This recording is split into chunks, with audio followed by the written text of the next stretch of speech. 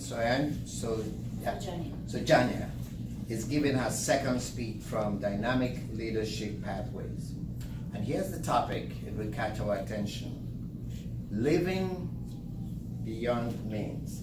Please help me welcome our speaker, Living Beyond Means.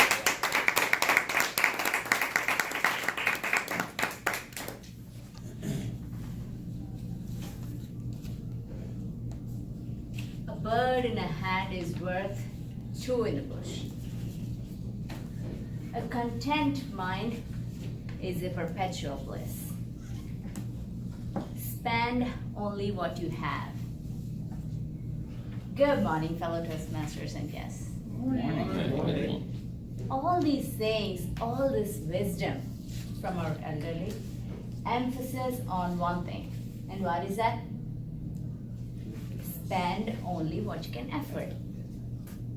But we, being the rebels we are, what do? We do the exact opposite. We end up spending way too much, and we create this huge gap between your income and your spending. And that leads to this 4-letter word, the bittersweet, the hate-love, mixed feeling word, loan, right? What do you do when you don't have the money to buy what you want? You get a loan. Well, why did loan become a bad thing? Because we take too much of it. See, the crushing weight of debt on your shoulders? Well, this is all I got. You have to deal with stick figures. I can't do better than that. So, why do we have this crushing weight of debt on our shoulders? If you ever experienced this crushing weight and you had this sleepless nights because of invisible pain, well, you're not alone. According to NASDAQ, millions of Americans are in the same boat as you are. You will not believe when I say average American family has $5,000 in credit card debts, $30,000 in auto loans, and a whopping $173,000 on mortgages. Well, you can argue that I have 30 years to pay off that mortgage. What's the hurry? Step back and think about it. Let's say you took the mortgage when you're 30 years old. You will be paying that until you're 60. And that's based on the assumption that you will hold on to the same job with this job market for 30 years, or you have a better job. And also with the assumption that you'll be in the same healthy state at 60 while you were in 30. I know that too. And remember, you have to pay off all these kinds of loans while saving for retirement. That's a daunting task. How did we end up here? What happened to us? Let me tell you a little story. In the 1980s, when my father's generation was in his 40s, my father built his first home. It was this cozy 2-bedroom single-family home in suburbs of India. But how did he build it? He built it with all of his savings until that point.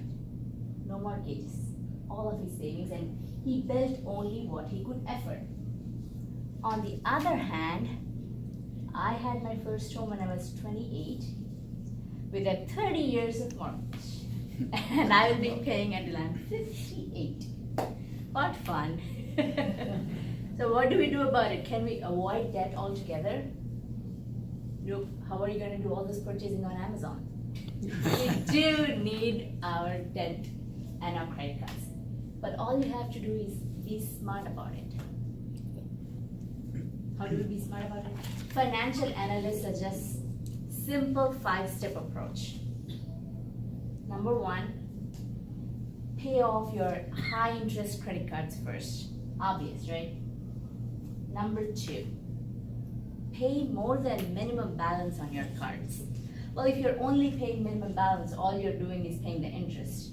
When are you going to get to that principal? So be yourself disciplined and pay more than minimum balance.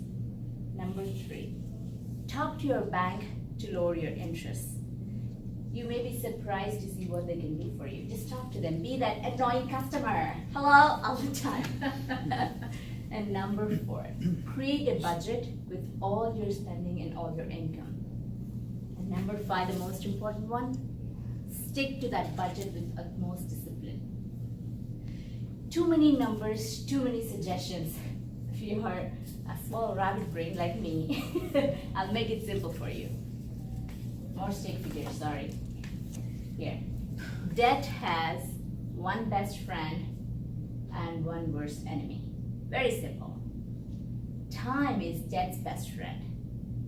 If you give it time, it just gets fatter and fatter. It just keeps growing and growing. But discipline, like the point number 5, sticking to your budget with discipline, is the worst enemy of debt. Just destroy the debt and get rid of this crushing weight on your shoulders by being disciplined. That's all I ask for. Well, I, for one, would love to be like my father. I'd like to go to bed every night not worrying about my mortgage for the next month. I, for one, would like to destroy loan. How about you all? Thank you.